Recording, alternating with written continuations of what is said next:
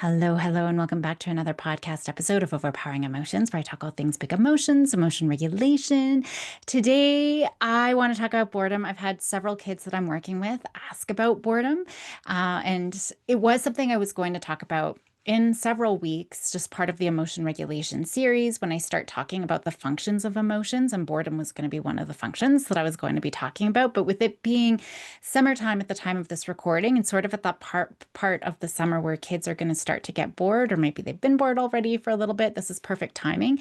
And even if kids are not bored, just because their summer is jam-packed and they're busy every day going to camp or going to do things, it's still really important to listen to this as well because kids need to have bored time. And it's not just kids.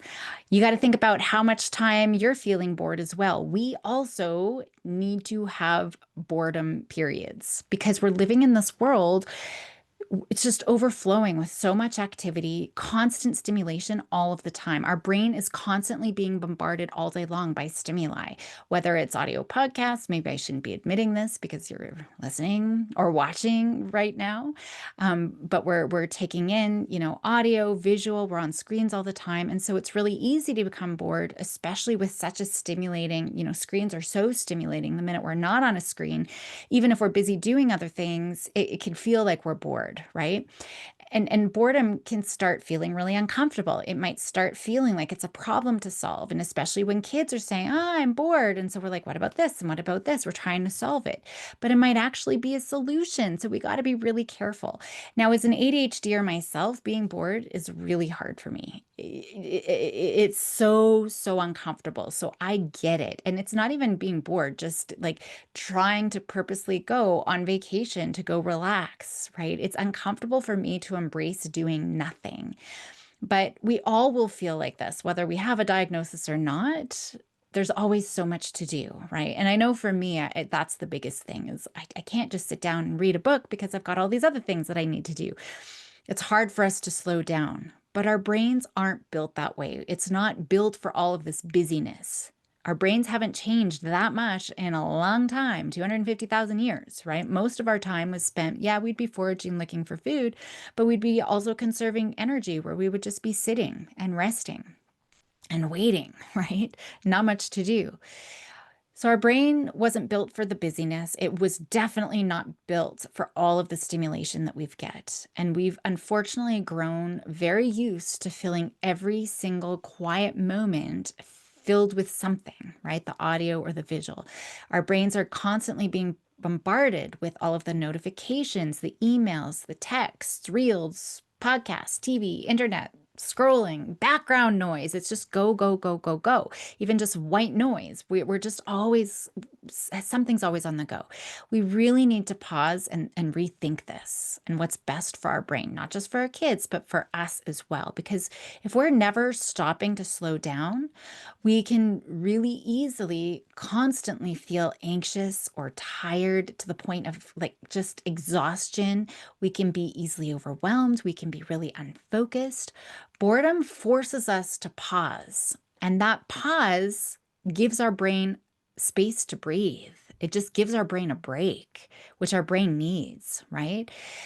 Now, when we're looking at boredom, it's not just having nothing to do.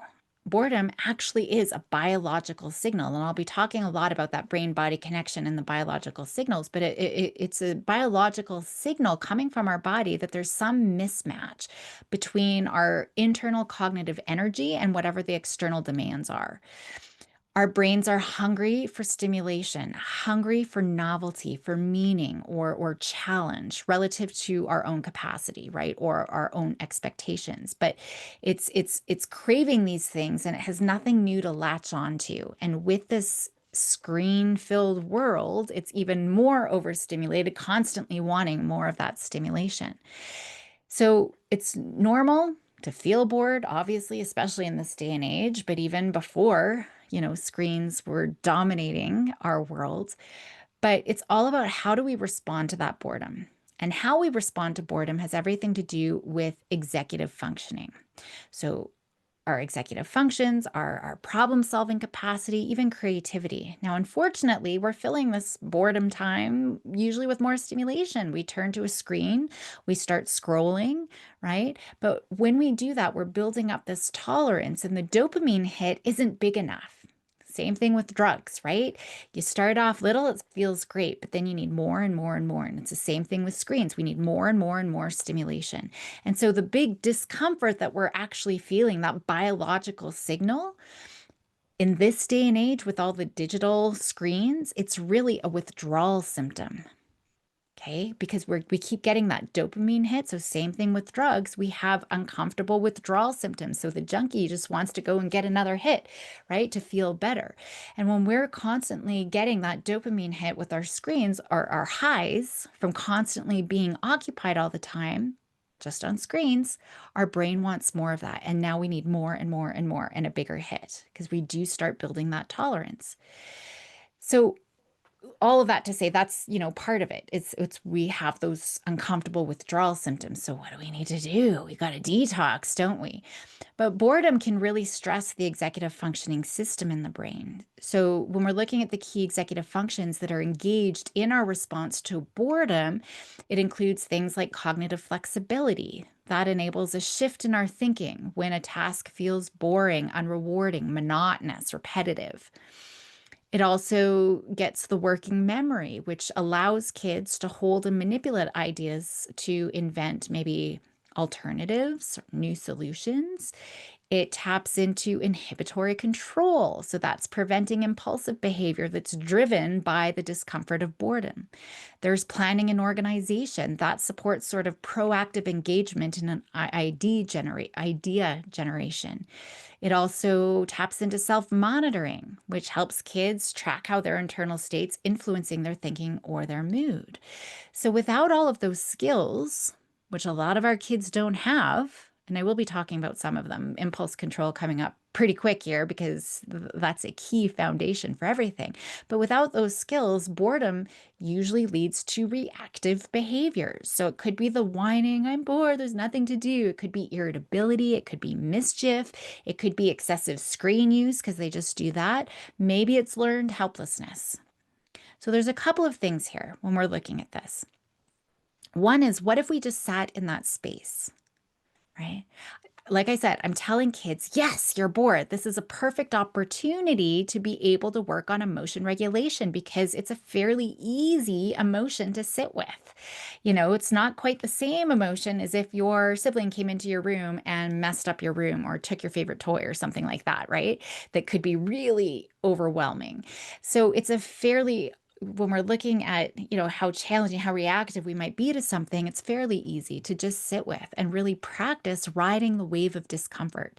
And I will be talking more about distress tolerance in weeks to come as well as part of this process. But this is a great opportunity to start building that, right? That discomfort, sitting with it and being okay with it. Now, most of us, and most unfortunately our kids, they've learned to avoid quiet, to avoid stillness. We're always using the screens and the noise and the busyness to regulate emotions. And so we're never taught how to just sit with anxiety and sadness and loneliness and shame. Whenever those come up, somebody's reassuring us or trying to make us feel better or distracting us.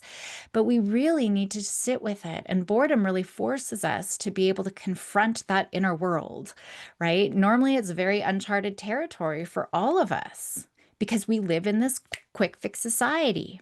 Right? As soon as I have a headache, I've got 5 people. Oh, do you want an Advil? Right? Everyone's like, let's just get rid of that versus just being able to sit in it for a second, right? We're always trying to eliminate any discomfort at any time. So if we really want to help kids regulate emotions, if we want them to tolerate distress, right? If we want them to grow into these reflective, creative humans, we have to let them sit in that discomfort. We need to model it ourselves, right? I'm not just saying, yes, you are bored. Great opportunity for you, but I got to keep myself busy, right? This boredom, it's a great opportunity for all of us to practice in. And there's so many advantages even to boredom. If we do just let it take over a little bit, right? It doesn't matter how old we are, boredom is beneficial because being overstimulated all of the day, even if it's fun stuff, it keeps that brain in high alert mode. So, like I said, boredom gives it space to breathe, to relax, but it gives the brain space to process. Boredom lets our nervous system sort of chill out, right? It chills out, it resets. It's that break that it needs. It's reducing the cognitive overload. It's helping the nervous system move from the fight or flight freeze sort of system into a rest and restore system. We actually can start to feel calmer if we let it happen. If we're trying to fight against it and keep busy, right? We're never going to have that sort of reset.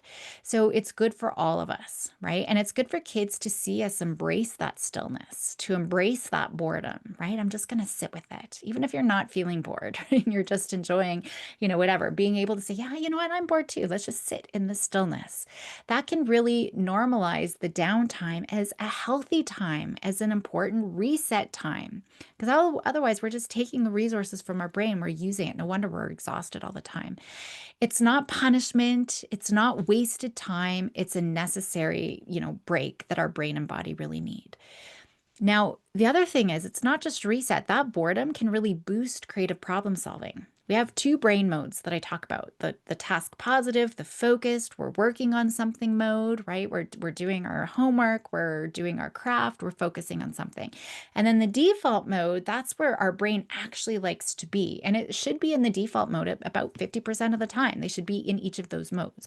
And that default mode is where boredom activates, right? Or like the default mode's activated in that boredom. This is where the brain starts to wander.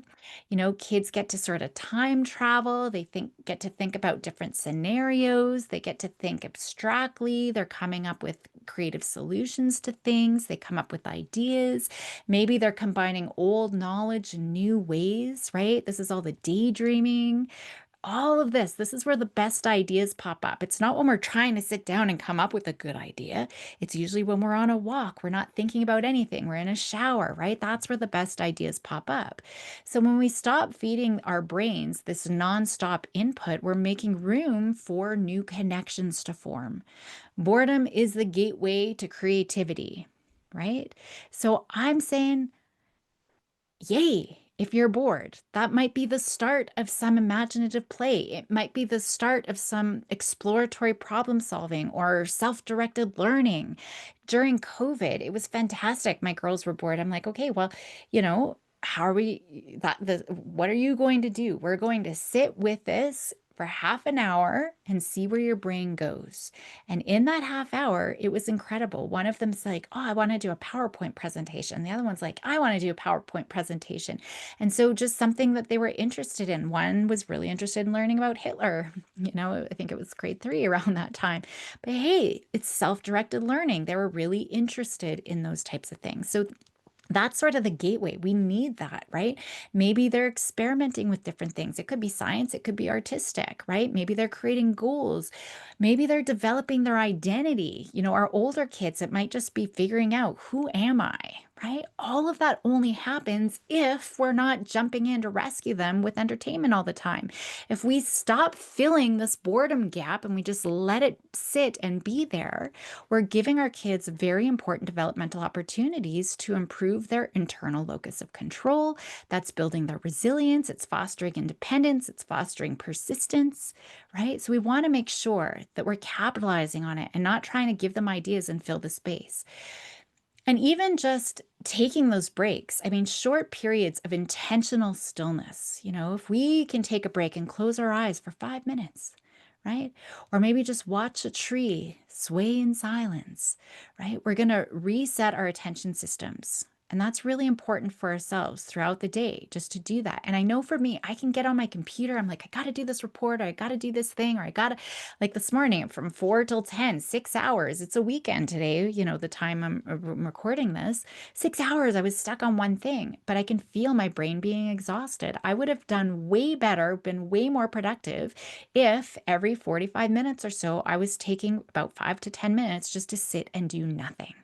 When we do that, it helps us focus better. It helps us become way more productive, right? So if you feel like you can't focus, I mean, that's a sign that your brain is probably overworked. So taking those short do nothing breaks, it actually does help with our focus, our energy. It helps you, get back onto tasks with better productivity. So that's really important. So we really want to make sure we're scheduling, even if we're not feeling boredom or having these boredom periods, we want to make sure we're scheduling these micro pauses. It could just be 3 to 5 minutes of that intentional stillness throughout the day, right? The more, the better, really. No phone, no music, no conversation, right? Don't be doing anything. It's literally just nothing, doing nothing. You can close your eyes, you can look out the window. I mean, you can just focus on your breath, but it's not actively trying to do anything else, right?